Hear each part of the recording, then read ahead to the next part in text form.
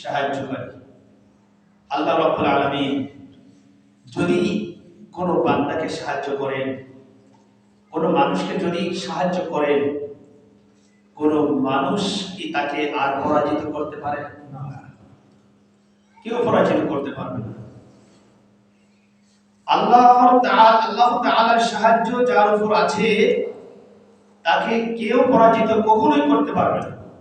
আল্লাহ যার একবার ইজ্জত বাড়িয়ে দেন, সম্মান বাড়িয়ে দেন, পৃথিবীর সমস্ত মানুষও তাহার বিরুদ্ধে বদনাম করে, দুর্নাম করে তার ইজ্জত, তার সম্মান, তার মানহানি করতে পারবে না। কারণ ইজ্জত দেওয়ার মালিক কে? আল্লাহ। তার ইজ্জত কেউ কমাতে পারে না, পারবে না। কিন্তু আমরা অনেক চেষ্টা করি একটা মানুষের ইজ্জত কমানোর জন্য, তাকে অপমান করার জন্য, লাঞ্ছিত করার জন্য, সমাজে হেয় প্রতিপন্ন করার জন্য। কিন্তু মহান রব্বুল আলামিন যে তার ইজ্জত বাড়িয়ে দিচ্ছেন, আপনি হাজারো চেষ্টা করে আপনি ব্যর্থ হয়ে যাবেন, কিছুই করতে পারবেন না। ডক্টর মিজানুর রহমান আজহারী তিনি আলোচনা করেছেন, তাকে নিয়ে অনেক লোক অনেক ধরনের সমালোচনা করতেছে, অনেক ধরনের সমালোচনা চলতেছে। অনেক সুন্নি আলেমরা তারা পর্যন্ত মিজানুর রহমান আজহারীকে নিয়ে সমালোচনা করতেছে। কিন্তু দেখেন এই বাংলাদেশের ইতিহাসে ডক্টর মিজানুর রহমান আজহারীর কোরআনের মাহফিলে যে লোকগুলো সমবেত হয়েছিল এক জায়গায়, বিগত দিনে, বিগত বছরে বাংলার ইতিহাসে এইরকম কোন লোক এক জায়গায় একত্রিত হয়েছে? এত লোকগুলো একত্রিত হলো, বিভিন্ন জেলা থেকে আসলো, বিভিন্ন বিভাগ থেকে আসলো। কেন আসলো? মিজানুর রহমান আজহারীকে দেখানোর জন্য না কোরআনের প্রেমে এসেছিল? কোরআনের প্রেমে সবাই এসেছিল, কোরআনের টানে এসেছিল। এই জন্য যতই মানুষ ষড়যন্ত্র করুক, যতই মানুষ চেষ্টা করুক, মিজানুর রহমান আজহারীকে অপমান করতে চায়, লাঞ্ছিত করতে চায়, কিন্তু মহান রব্বুল আলামিন তার সম্মানকে বাড়িয়ে দিয়েছেন। এই সম্মান আর কেউ কমাতে পারবে না, কেউ কমাতে পারবে না। তার মাথার দাম 20 লক্ষ টাকা দিয়ে অলরেডি একজন ঘোষণা দিয়েছে, একজন ভণ্ড, এই বাংলাদেশের একজন ভণ্ড অলরেডি ঘোষণা দিয়েছে যে মিজানুর রহমান আজহারী যে মাথাটা কেটে এনে দিতে পারবে তাকে 20 লক্ষ টাকা পুরস্কার দেবে। নাউজুবিল্লাহ বলবেন না? চিন্তা করেছেন এই বাংলাদেশে কি চলতেছে? দেখছেন কি অবস্থা চলতেছে বাংলাদেশে? আরো আপনারা আরেকটা কথা শুনেছেন, ডক্টর মিজানুর রহমান আজহারী তিনি দেখেন মাহফিলে আরেকটা কথা বলেছেন যে এক দল খেয়ে গেছে আর এক দল খাওয়ার জন্য রেডি, প্রস্তুত। তিনি কারো নাম ধরে কি করেন নাই। তাই এটা নিয়েও কত বিতর্ক চলতেছে, এই মোবাইলে আপনার সমালোচনার ঝড় হয়ে যাচ্ছে। যেগুলো কেন বলবে নাকি রাজনীতির মঞ্চ, এই মঞ্চ, সে মঞ্চ। আমার কথা, আমি যদি ওগুলো না করি আমার লাগবে কেন? আমি যদি অপরাধগুলো না করি আমার লাগবে কেন? আমি মনে করেন এখানে আমি মনে করেন যদি এখন সুদের আলোচনা করি, ঘুষের আলোচনা করি, এখন মনে করেন এর ভিতর কে সুদ খায় কে ঘুষ খায় আমি কি জানি? আমি জানি না। এখন যদি একজনের যদি গায়ে লেগে যায় আর সে যদি আমার সমালোচনা করে, এটা কি আমার দোষ? কোরআনের দোষ? আমার বলতে হবে, কোরআনে আসছে আমাকে বলতে হবে, এটা আমাকে বলতেই হবে। তাহলে এতে এখন যদি আপনি একটা সুদখোর থাকে, ঘুষখোর থাকে, এখন সে যদি বলে যে একটা সুদখোর ঘুষখোর আছে, খবরদারি আলোচনা করা যাবে না, তাহলে তো হবে না, এভাবে তো হবে না। হক কথা যেটা হক কথা বলতেই হবে, হক কথা বলতেই হবে। যার ঘা আছে তার ওইখানে মলম লাগবেই, তার ওখানে মলম লাগবে, তার ধরবেই, তার চুলকাবেই, এর ভিতরে কোনো সন্দেহ নাই। এই জন্য ঘা যার আছে তার ওখানে ধরবেই, কিন্তু ঘা যার নেই তার ধরবে না। এজন্য আমরা নিরাশ হব না, আমরা সকলেই কোরআনের ছায়াতলে থাকবো। আমরা যদি কোরআনের ছায়াতলে থাকতে পারি, কোরআনকে যদি আঁকড়ে ধরে থাকতে পারি, আমাদেরকে কেউ পথভ্রষ্ট করতে পারবে না, আমাদেরকে কেউ গুমরাহ করতে পারবে না। আল্লাহ রাব্বুল আলামিন বলেছেন, ইয়ানসুরকুমুল্লাহু ফালা গালিবা লাকুম। আল্লাহ রাব্বুল আলামিন বলেন, যদি কোন মানুষকে আল্লাহ রাব্বুল আলামিন সাহায্য করে, কোন মানুষকে যদি আল্লাহ রাব্বুল আলামিন সাহায্য করে, আল্লাহর সাহায্য যদি কোন মানুষের উপরে আসে, সেই মানুষকে দুনিয়ার কোন মানুষ পরাজিত করতে পারে না।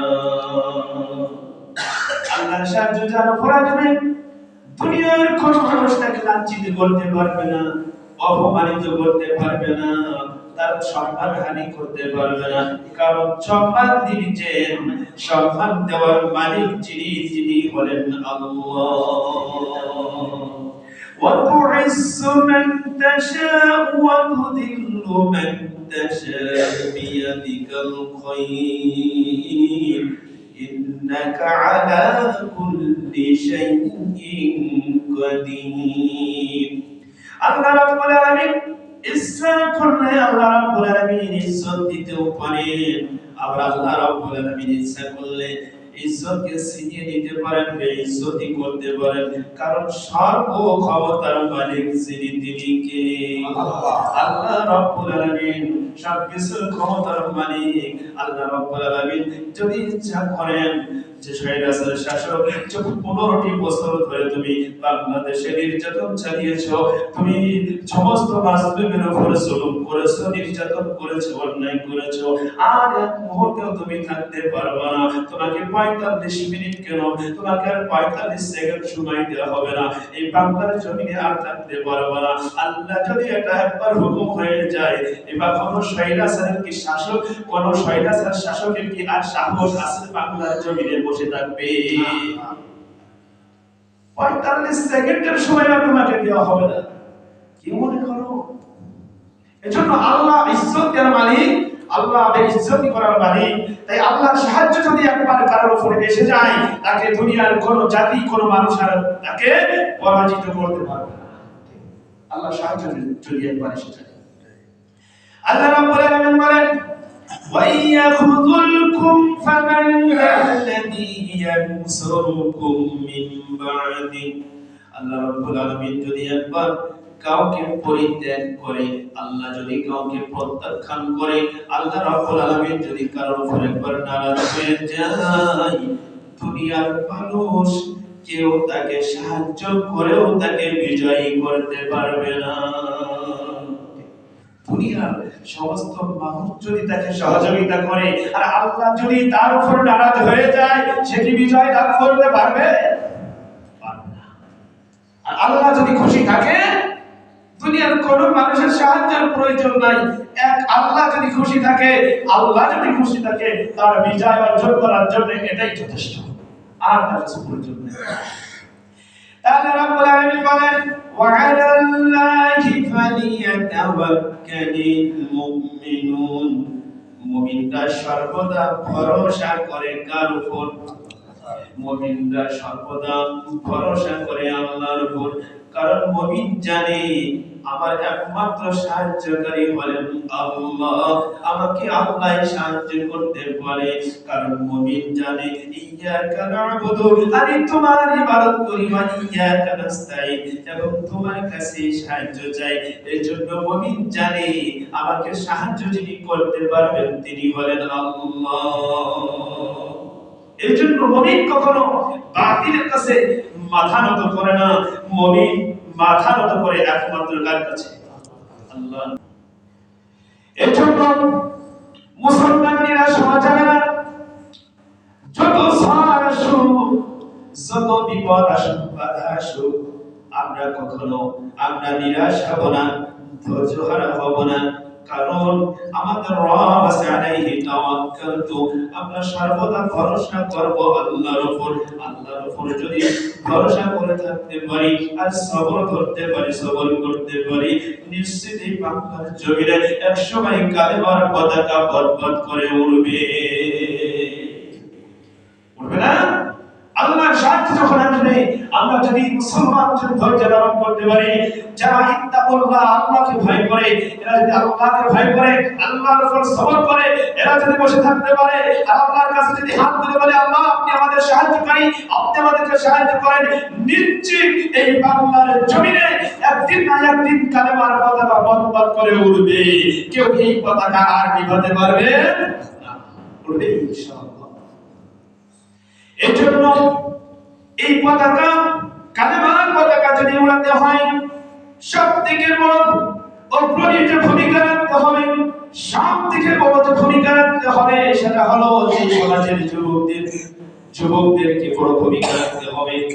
আমরা সকলে শুনেছি খালিদ বিন ওয়ালিদ রাদিয়াল্লাহু তাআলা আনহু, তিনি একজন মহানায়ক ছিলেন, তিনি এমন একজন বীর ছিলেন, তিনি এরকম হাজার হাজার কাফেরকে কতল করে দিয়েছিলেন মুতার যুদ্ধে। আপনারা ঘটনা অবশ্যই শুনেছেন। মুতার যুদ্ধ শুনেন নাই?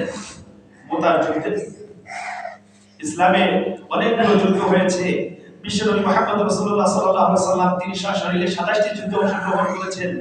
তা এই যুদ্ধের ভিতরে একটা যুদ্ধ ছিল মুতার যুদ্ধ, যে যুদ্ধে মুসলমানদের সৈন্য সংখ্যা ছিল মাত্র 3000, আর কাফেরদের ওই রোমদের সৈন্য সংখ্যা ছিল 1,00,000। ইহা ছাড়া আশপাশ থেকে আরো কিছু আরব খ্রিস্টান তারা ওই জায়গায় একত্রিত হলো। মোট দিয়ে 2 লক্ষ কাফের সৈন্য আর 3000 মুসলমান তাদের সাথে যুদ্ধ করেছে। কয় হাজার? 3000 আর কোথায় 2 লক্ষ? চিন্তা করে দেখছেন, এই যে 3000 মুসলমান যুদ্ধ করলো মুতার প্রান্তরে কাফেরদের বিরুদ্ধে, এটা মুসলমান তো ভয় পেয়ে যেতে চাওয়ার কথা, কারণ তারা সংখ্যায় অনেক, তারা 2 লক্ষ আর মুসলমান মাত্র 3000। মুসলমান ভয় পেল না কেন?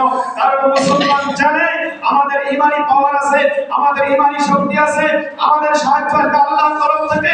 এই জন্য মুসলমান ওদের সংখ্যা কত আছে সেটা মুসলমান গণনা করে নাই, মুসলমান পিছনে হটে নাই, মুসলমান সামনের দিকে ধীরে বেশি এগিয়ে গেছে আর তারা যুদ্ধে জয়লাভ করেছে। মুসলমান ভয় পাওয়া জাতি না, মুসলমান ভয় পায় না। ইমানদার মুসলমান কখনো ভয় পায় না, কিন্তু মুনাফিক মার্কা মুসলমান ভয় পায় কি পায় না? মুসলমান যেটা মুনাফিক মার্কা মুসলমান সেটা ভয় পায়, কিন্তু যেটা ইমানদার মুসলমান, একদম পাক্কা ইমানদার মুসলমান, সে কখনো ভয় পায় না। সে ধীরে বেশে সামনের দিকে এগিয়ে যাবে, সে কখনো ভয় পায় না। বিশ্বনবী মুহাম্মদ রাসূলুল্লাহ সাল্লাল্লাহু আলাইহি ওয়াসাল্লাম সময় যেহেতু কম, সংক্ষিপ্ত সময়ে বলার চেষ্টা করছি। বিশ্বনবী মুহাম্মদ রাসূলুল্লাহ সাল্লাল্লাহু আলাইহি ওয়াসাল্লাম তিনি বিভিন্ন সম্রাটদের কাছে, রাজা বাদশার কাছে তিনি দাওয়াত দিতে লাগলেন। পত্রের মাধ্যমে